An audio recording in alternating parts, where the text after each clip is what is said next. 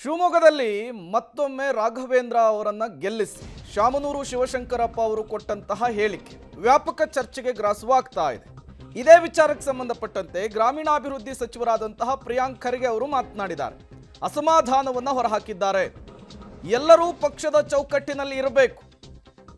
ಶಾಮನೂರು ವಿರುದ್ಧ ಸಚಿವ ಪ್ರಿಯಾಂಕ್ ಖರ್ಗೆ ಅವರು ಅಸಮಾಧಾನವನ್ನು ಹೊರಹಾಕಿದಂತಹ ರೀತಿ, ಎಲ್ಲರೂ ಕೂಡ ಪಕ್ಷದ ಚೌಕಟ್ಟಿನಲ್ಲಿ ಇರಬೇಕು. ಪಕ್ಷದ ವೇದಿಕೆಯಲ್ಲಿ ಶಾಮನೂರು ಶಿವಶಂಕರಪ್ಪ ಅವರು ಹೇಳಿಲ್ಲ ಅನ್ಸುತ್ತೆ ಅಂತೇಳಿ ಪ್ರಿಯಾಂಕ್ ಖರ್ಗೆ ಅವರು ಹೇಳಿದ್ದಾರೆ. ಪಕ್ಷದ ಹಿರಿಯ ಶಾಸಕ ಶಾಮನೂರು ಶಿವಶಂಕರಪ್ಪನವರು ಬಹಿರಂಗ ವೇದಿಕೆಯಲ್ಲಿ ಇಂಥದ್ದೊಂದು ಸಂದೇಶ ಕೊಟ್ಟಿದ್ದಾರೆ ಸರ್. ಅದ್ರ ಬಗ್ಗೆ ನನಗೆ ಏನು ಮೆಸೇಜ್ ಹೋಗುತ್ತೆ ನೀವು ಹೇಳಿದ ಮೇಲೆ ಗೊತ್ತಾಗಿರೋದು ನನಗೆ.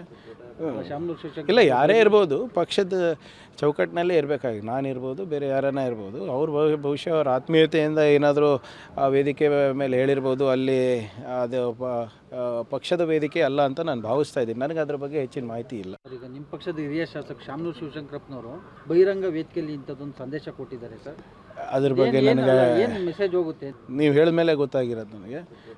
ಶಾಮನೂರು ಶಿವಶಂಕರ್ ಇಲ್ಲ, ಯಾರೇ ಇರ್ಬೋದು, ಪಕ್ಷದ ಚೌಕಟ್ಟಿನಲ್ಲೇ ಇರಬೇಕಾಗಿ ನಾನು ಇರ್ಬೋದು, ಬೇರೆ ಯಾರನ್ನ ಇರ್ಬೋದು. ಅವ್ರು ಬಹುಶಃ ಅವ್ರ ಆತ್ಮೀಯತೆಯಿಂದ ಏನಾದರೂ